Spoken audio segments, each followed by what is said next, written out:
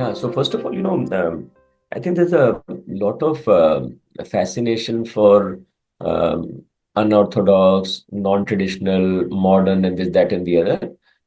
And I think many a times I don't know whether that is as valid, because what tends to happen sometimes is that we throw the baby with the bathwater.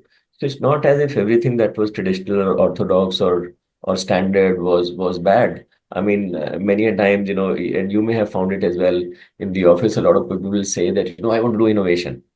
But, there is someone who's doing the daily work, and, that thing has to be done. I mean, if you look at our society, there's so many things that need to be done in a good way and need to be improved.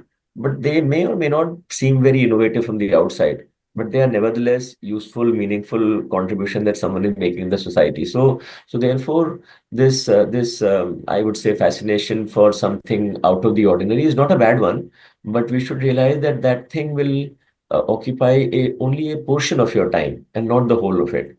It's almost like saying I like sweets or I like chutney or achar, but that's not the whole food.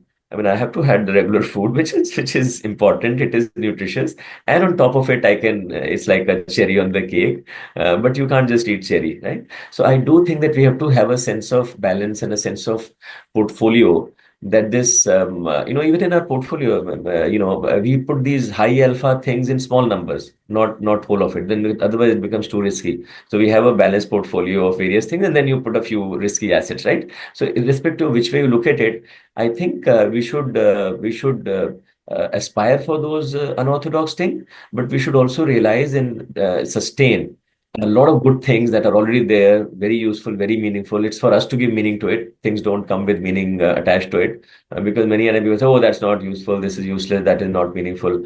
I said, end of the day, meaning is what we give it to them.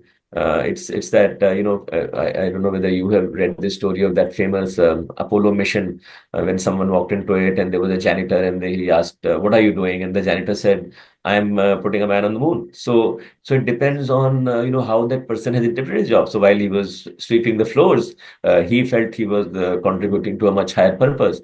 And similarly, I'm sure there would be people doing seva in some of our religious institutions, doing sort of on the face of it menial job, but the meaning that they have attached to it is far more spiritual and high order, that they just do it. So I do think that there's a lot of onus on us to find meaning in the world around us and make it meaningful, because like I said, it doesn't come in a package with meaning attached to it. So that onus is on us. Many a times it appears that the onus is on someone else. Many a time people will, in companies or in society, will say, yeah, this is not happening, that is not happening, this is not meaningful, this is purposeless.